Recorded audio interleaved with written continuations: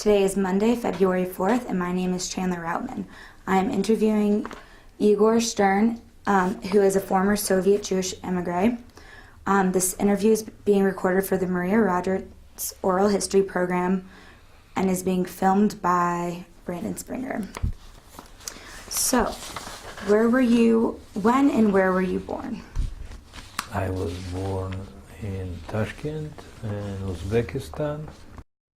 It's a former Soviet Republic in 1954. Were either of your parents Jewish? Both of my parents Jewish. When did you learn that you were Jewish? I would say maybe as long as I remember myself. And how did you define your Jewishness?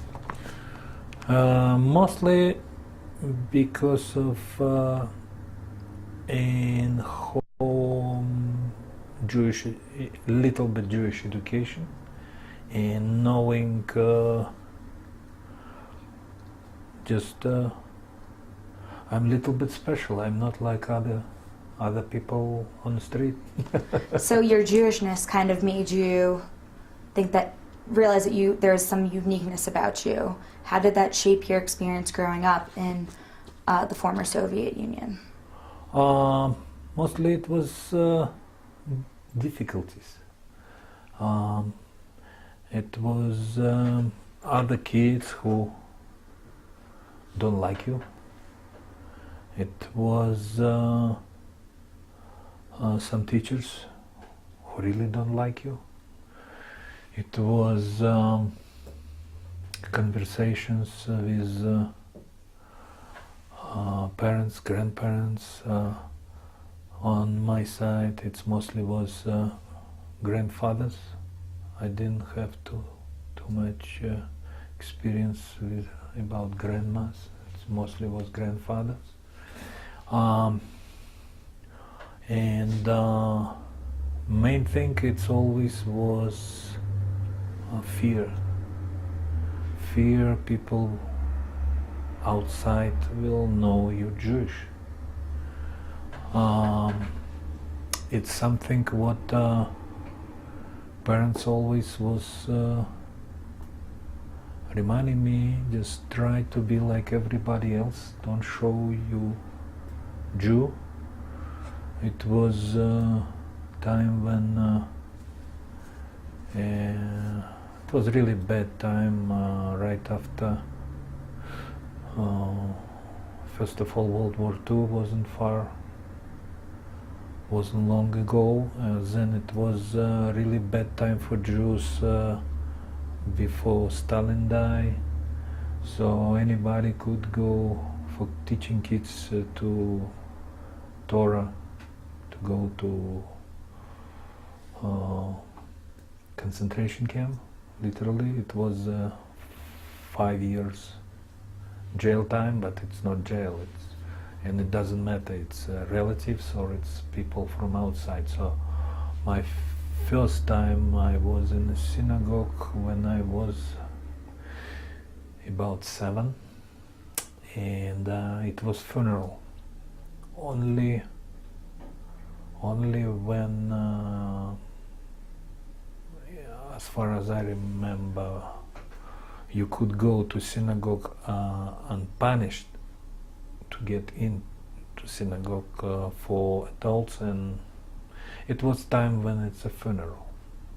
Otherwise, I will give you maybe this example.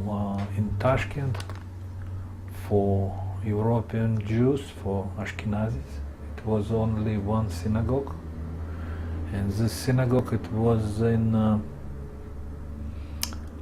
it what used to be house.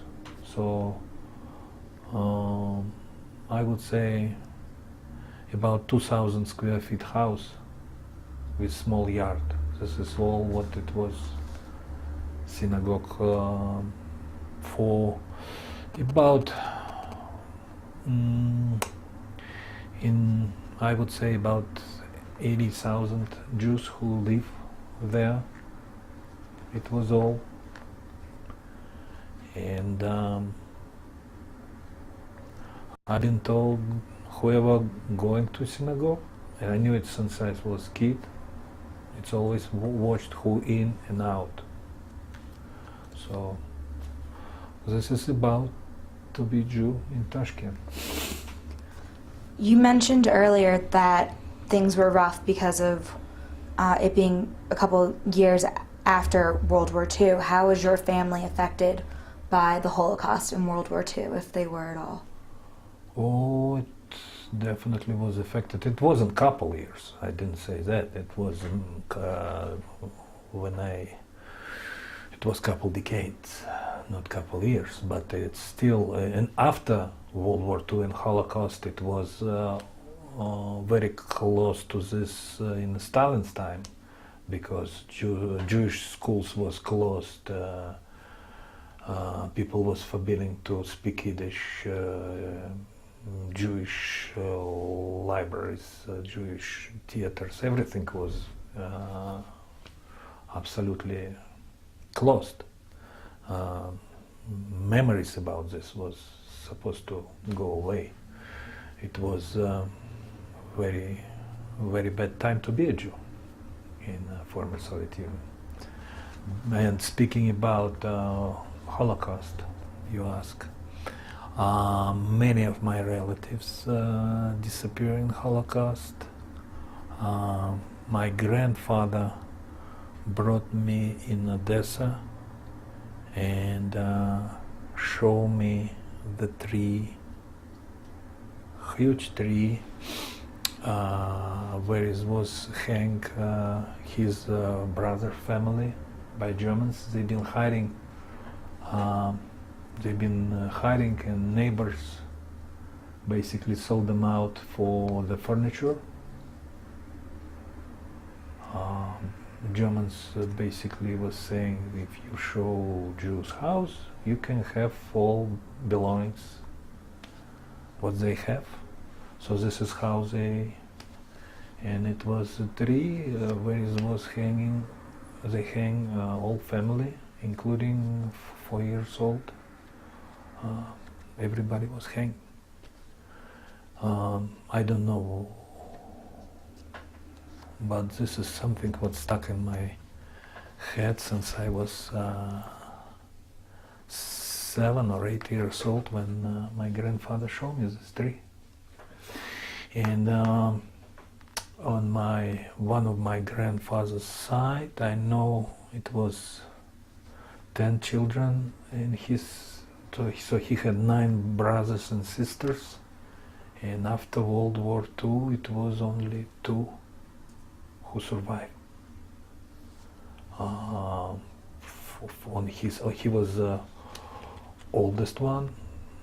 He was in army, so this is how he survived. But everybody else simply, in the families, simply disappeared. And growing up, how did those stories make you feel when you heard them? What do you think? How they make you feel? It just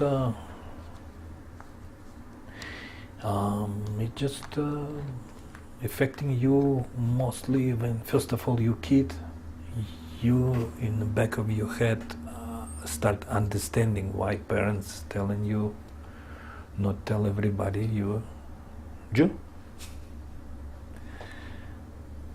So how did that shape your education experience, like growing up? Did you constantly seek to hide your Jewishness? And I tell you what, I got lucky when I got maybe in 8th grade. I got in a class where it was an interesting thing. It's very unusual. In my class it was about half of the children was Jewish.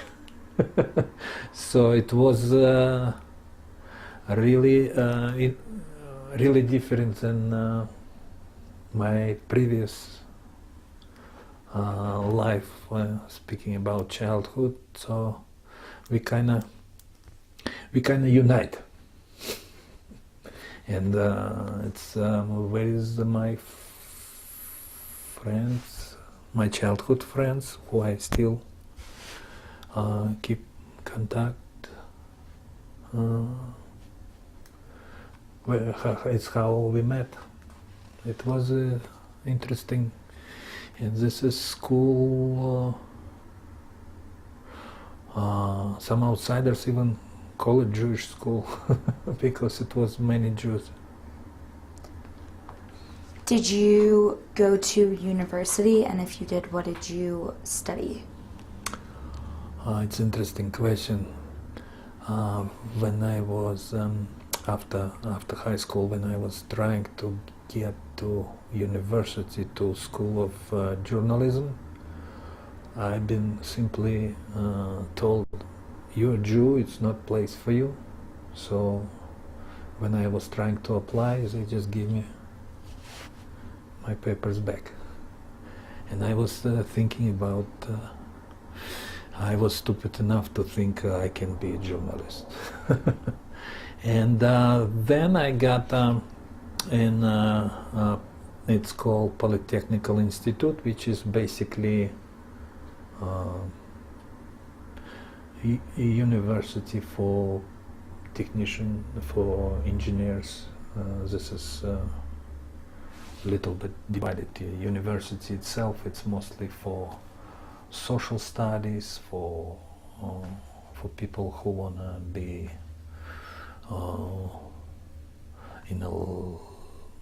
learning languages and stuff, journalists. Polytechnical Institute, it's the same thing, but it's mostly only designed for people who wanna be learning in engineering and more technical stuff. So I ended up to be an engineer. And so what did you do after becoming an engineer? Did you get married? Did you Yes. enjoy the single life for a while? Yeah, of course I was a little bit short time single, and I got married when I was 24.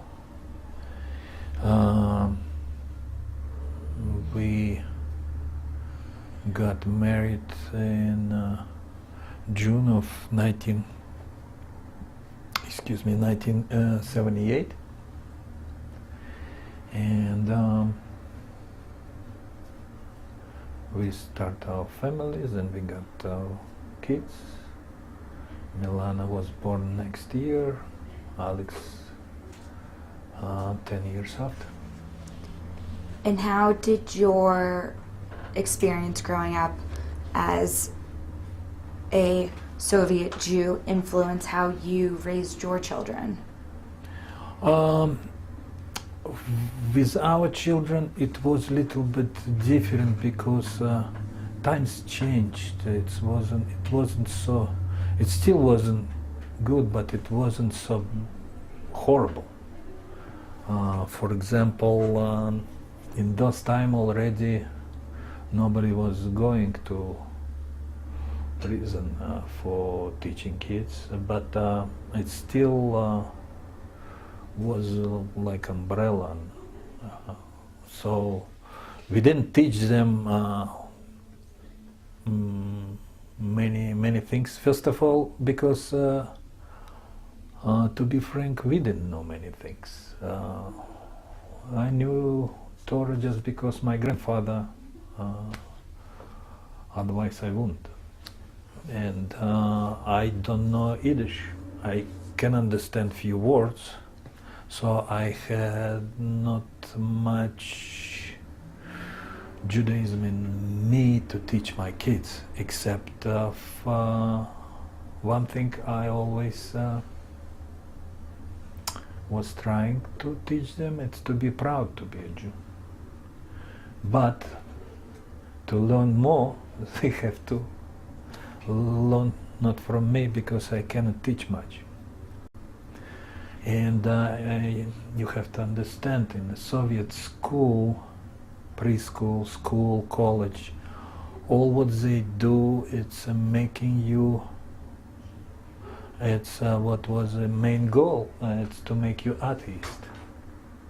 They making you. They brainwash completely, and they trying to make it completely. Usually, it didn't work, but it's work in one sense. It's making you. How to say? It's not just about Judaism, about many things. It's making you more atheist than anything. And if you, for example, in school saying you're religious, or in college you saying you're religious, I would say in a college you would be maybe another 24 hours before they will kick you out. So I would say I was not so much good teacher for my children over there about Judaism. What made you finally decide to think about leaving to come to the United States? Did you have family that were here, or did you just think that politically and socially things would be much better for your family to leave? First, about decide. You can decide as many times as you want. It's not a chance. You gotta have chance to live. It's not something what was first when I was thinking about it when I was teenager, it was like mission impossible. It was not even in the wildest dreams to get out. In the early 70s, my aunt and my cousins got a chance to get out, and it was something what was very, and one of my friends, by the way, too, his family, they was living in Ukraine, and it was very little time when people had a chance to get out.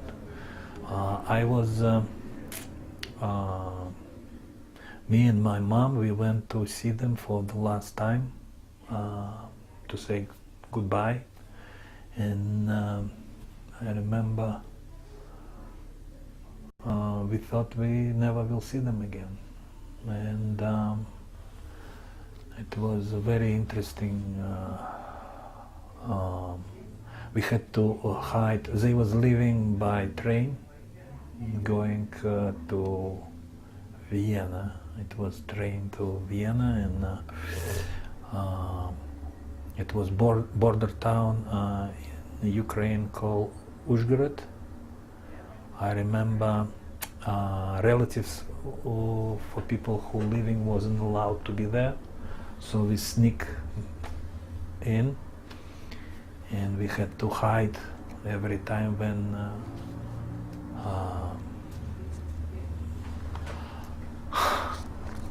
people who was leaving, they it was funny, if you can say that, because all your belongings you have to take with you, so people had limits on suitcases. Same thing happened when we was leaving, but it was a little bit different. So people, it was summer, people was wearing all clothes what they can, just because they couldn't put this in suitcases, and kids, and it was funny and horrible at the same time. It's something like 100 degrees outside, and people wearing all coats, fur coats, and things like cameras and stuff, just to to bring something with you. Not everybody was hoping not to start life over again, but it's actually what it was. And when we was living, it was we had $100 per person. It what was allowed to go from Uzbekistan to out, and 2 suitcases per person. That's it. Nothing else. You couldn't even take new clothes. If it was still packed, you had to leave it. Only used clothes or whatever you're taking with you, it's got to be from laundromat. You cannot take it. It was interesting. Sorry, I maybe... we can go with the next questions. Yeah. How did you go about being able to leave? Were you ever refused by the government? How did you get... No, actually, when we when we finally had a chance to leave, it wasn't about already, because it was Gorbachev's time, so it wasn't already, it was just process, very slow, we've been waiting, I would say about 3 years since we applied, and we've been waiting for American embassy to give us visas for a couple of years. And we couldn't get through American bureaucracy too. So it's not just Soviet, ex-Soviet part of it. And of course, when you're living, it's like jumping through something. We've been jumping. It's what it was. We've been jumping from our life as we know to unknown, absolutely unknown, and it's hard to explain, but it's two different. It's like living 2 different lives. One life over there, one life over here. It's totally different things. Where did you plan on moving to when you got to the United States? When we got to United States, we had huge help from Boulder Action for Soviet Jews and Cohen's family. They help us enormously. First of all, they invited in Boulder my parents and my sister. They came in the United States here before, just because my aunt, she was real old and she couldn't pay this money what it was needed to be paid before we can get in, before they can get in. So Boulder Action helped them for Soviet Jews really big time, and then they help us. So we knew we coming to Boulder. We don't know what is Boulder, except what my parents told me, but we don't know how we're gonna live, what we're gonna do for living. We don't know nothing. It's why I'm saying it was like jumping. But it was no other choice. We wait maybe too long, and then not about our waiting. We actually couldn't get earlier, but when we got out, it was really bad time. In Uzbekistan, it's became independent. It was becoming independent, and it obviously was becoming independent Muslim country. Obviously, it's not good to be not Muslim, and really, really bad to be a Jew in a Muslim society, in Muslim country. And Jews just simply was flying away from Uzbekistan. It's no future for Jews, and no future for kids, for our kids, of course, I'm talking about. So, what was your first impression of the United States and Boulder? Oh, it was overwhelming. First impressions, it was like you got to on an alien planet. If it's it's something what you see. Speaking about Judaism, when I find out in Boulder, it was 3 synagogues at this time. I was in a little shock, I remember. Plus, it was something in CU, so it was basically 4. Har Hashem, Panay Shalom, and so it was really interesting for me as a still Jew. And another thing, of course, it's how people live. It's completely different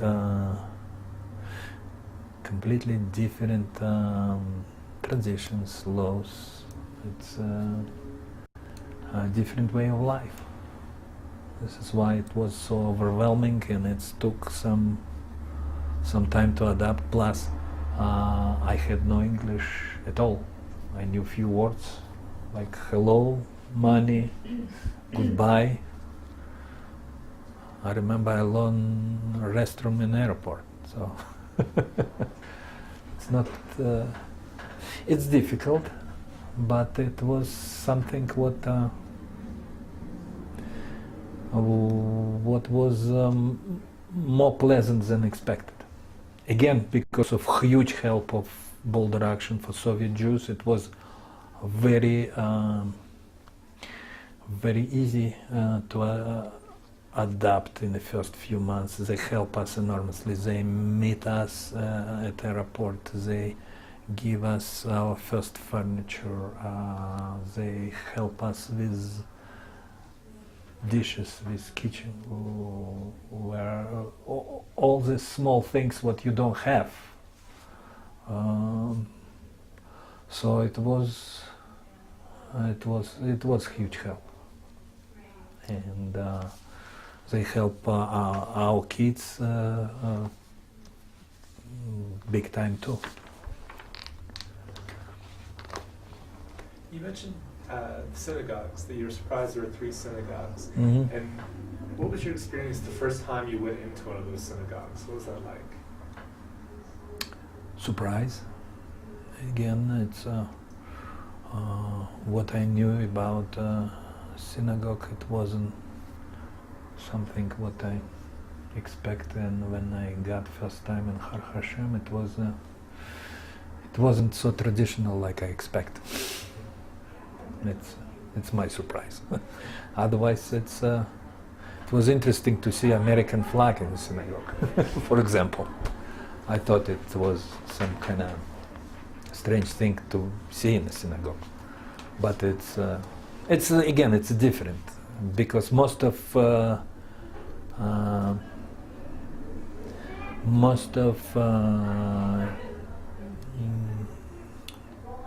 my Jewish knowledge was from my grandfather, who was more Lubavitch Hasidic Jews than this more Reform.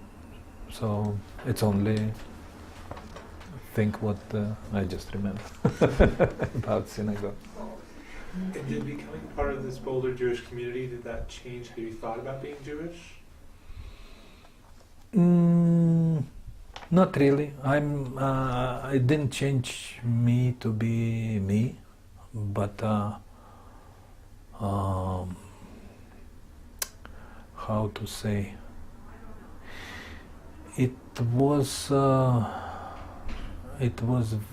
very good to be in a synagogue. It's maybe wasn't how to say, when you don't speak Hebrew, when you don't speak English, and you going to ceremony, it's like you come on an alien planet and you sitting in the middle. Only one thing what was I was feeling like a part of something. This is what I remember, how it was first, my reaction to first few things. You felt more part of the community. Yes, but I couldn't understand what people talking about. Make sense? Yeah. So, do your children begin to identify themselves openly as Jewish when y'all first moved here? And did you and your wife do that as well? Oh yeah, of course. We put our children in Har Hashem Sunday school, so they start learning, and it was fun for them. It was really good Sunday school in, as far as I remember, in Har Hashem, and I know my daughter start looking. I remember things differently. So it was very good for them. And of course, if it's for them, it's for us. And how did you try to become part of this new community, not just the Jewish community, but becoming part of an American community? How did you learn the language and find work and things like that? How I learn language? Language I learn mostly myself.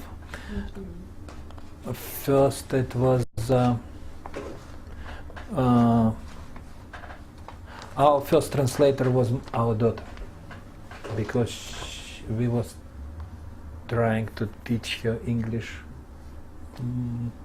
as best as we can, so we put her in English school in Tashkent.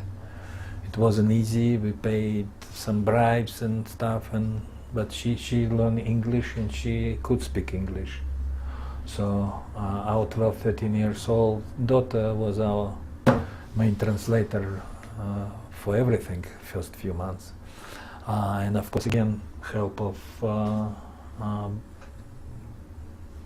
Sarah Jane, Bill Cohen, Carol, they help us about many things in the first few months. I remember I went to some classes, but it didn't give me much, because these classes, it was you're sitting between Mexican, Italian, and I don't know, some guy from Peru, and everybody speak English. They think they speak English, and you couldn't understand anything. So everybody have different accent, and it's impossible to learn English like this. It was in San Juan, I remember. San Juan, it's a neighborhood in Boulder. So when I had time, I watched TV, and I had dictionary, and I tried to watch same programs, same thing day after day, and it was my way to learn English, so I can hear how. Then it was helpful closed captioning. So this is how you learn English, I think, best way. Plus, big thing. When you have no choice, you learn very fast. If you have choice, of course you have choice to learn or not learn. So I knew I had to. I think I start talking a little bit English in 3 months. I already could understand everybody, 90%. And I don't know, but I think everybody a little bit could understand me. And speaking about job, we couldn't find any job, so my parents, before we came, they started this business making Russian piroshki. So we were helping them and selling it on a farmer's market.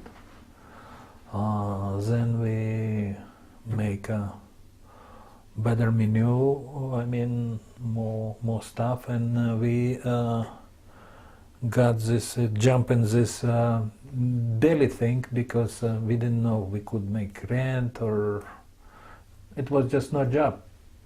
So all our family, including, you can see here, this is my father, this is my nephew, Ina, my wife, me, and our son, Alex. So we bought some used equipment and we opened this deli with all money what we had at the moment. And it was first Russian Jewish business, I think, in Boulder. But it was very difficult, and it was hard to survive because next door from us it was a big supermarket. What was the name? Liver's Food. Liver's Food. It's like a big chain, like King Supers. Yeah, they was it was the first store. They didn't survive, by the way, either. But what they did, I remember this. Oh, soon as sunny days came, they start putting in front barbecue stand, and they was selling for $1 sandwiches and soda. So we couldn't compete. They simply slowly was killing us.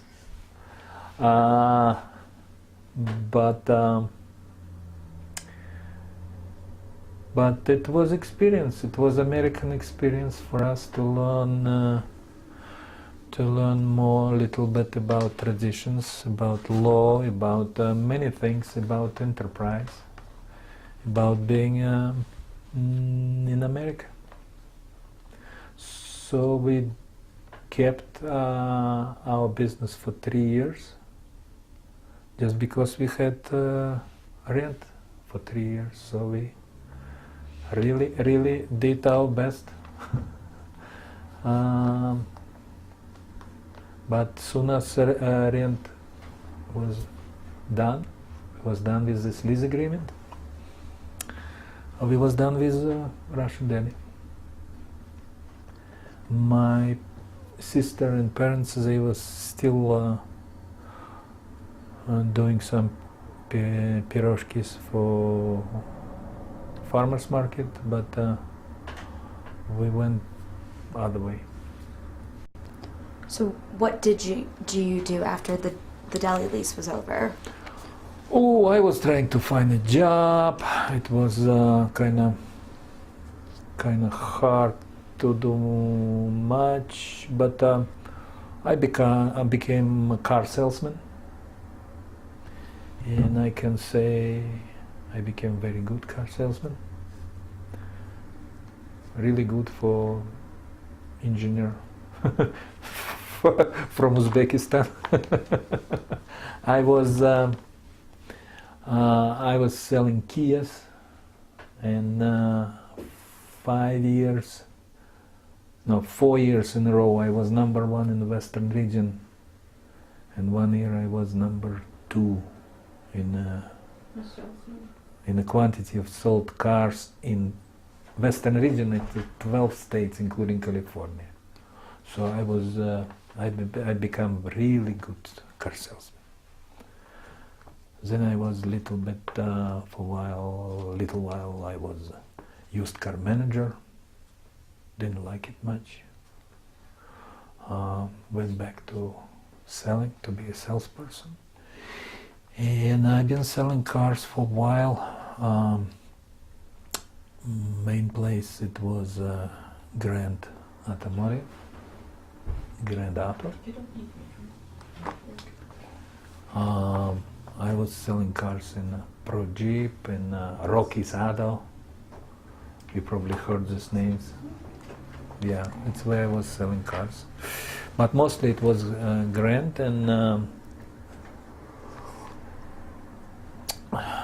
after that I just went to with my son. We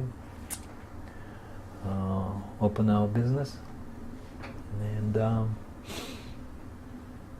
it's retail sale again. We're selling bathroom fixtures and granite.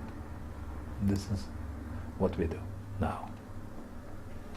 Do you have any regrets about moving to the United States? Oh no, it's nothing but nothing absolutely but appreciation, and I always feel how lucky we are, and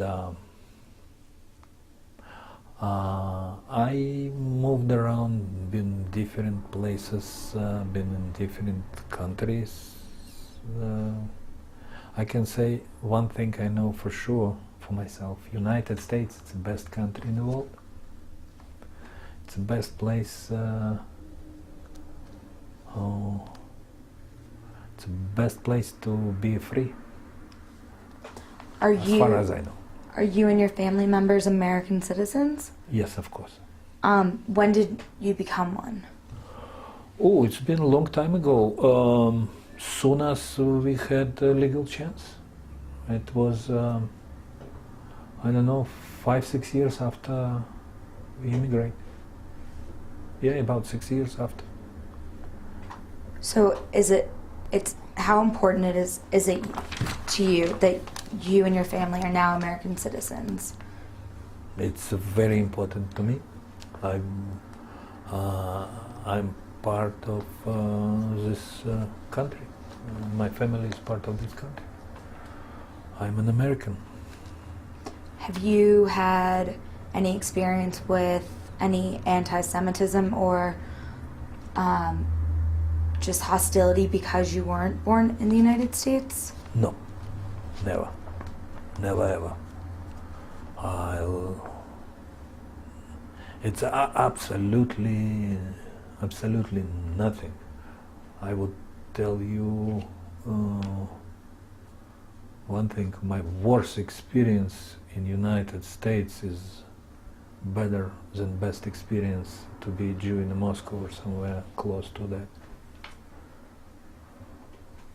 If I explain it good enough. Have you been back to Uzbekistan since you Nope. left? Nope. Do you have any desire to go back? Maybe just to. I have. I sometimes I just wanna see cemetery where is old Jewish cemetery where is my grandparents, where is my brother, my old brother laying. But it's about it. I'm following news. I know what's going on. I talk with. Don't take me wrong. I talk with people who visiting Uzbekistan. I know what's where, how.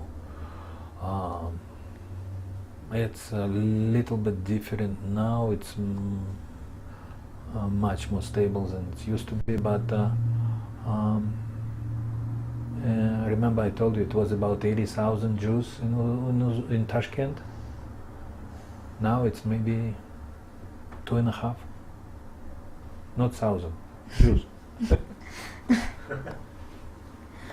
Everybody who could, they go. But it's better synagogue now. They showing synagogue to American tourists, showing freedom. How much, how good Jews living in Uzbekistan, but it's not Jews. You mentioned that your son works with you. What were your children's experiences growing up here?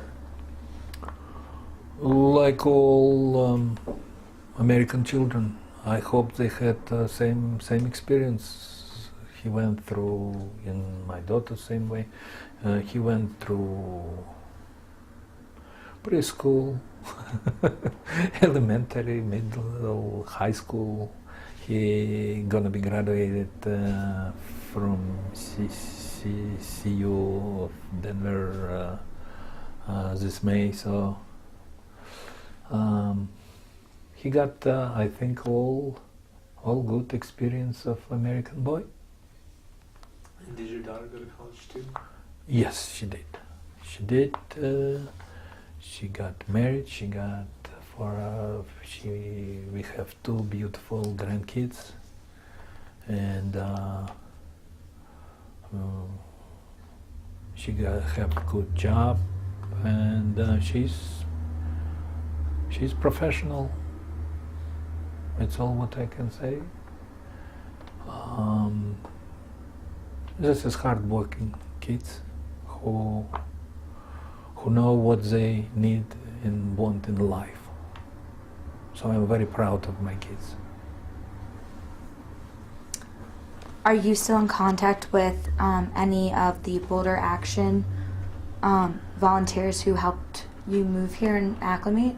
Unfortunately, not so much as I wish, but being a businessman, it's taking 24/7. That's why we have very good friends, Randy and Polly, who was volunteers when we came, and they help us with many things, even when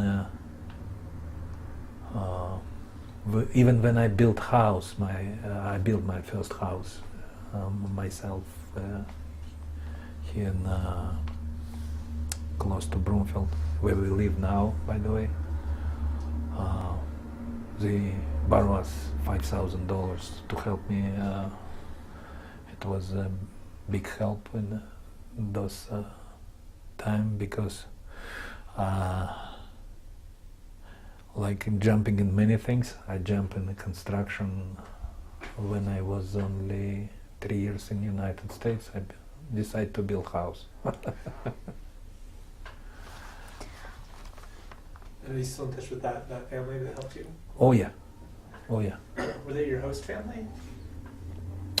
No, but we got very close. They was not a host family, but they was volunteers.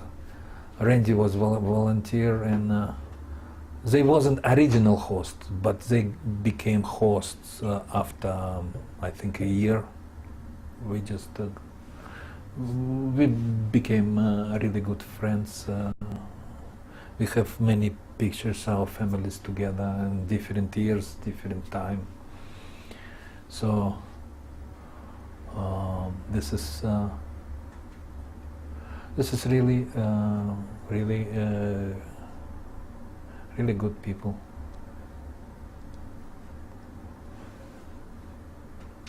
Do you still attend synagogue? Not very much. I'm glad my kids do. My son, he's in touch with, I think, with 3 different rabbis. So he's in Westminster, in Denver, in CU over there. He everywhere involved with. Not much me. That's my last question. Did you ever think about leaving Boulder? I'm not living in Boulder. Right in the Boulder area. We actually live about 15 miles from Boulder. It's where I built house, And speaking about Boulder, my wife loved Boulder. She wanna be in Boulder to retire. Boulder, it's a very nice place, and it's kind of remind Uzbekistan climate-wise. It's very close climate to where we used to live, where we was born. Is there anything that you'd like to add that we haven't touched on? I could add many things. It's just ask what you would like to know, what you want me to add, I will add. But I can just say one thing maybe again. I love to be an American.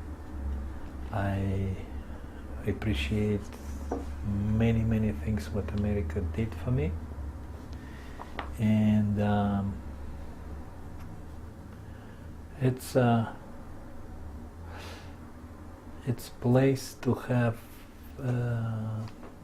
it's place for hard work, but it's work what make your dream reality. This is what I can say.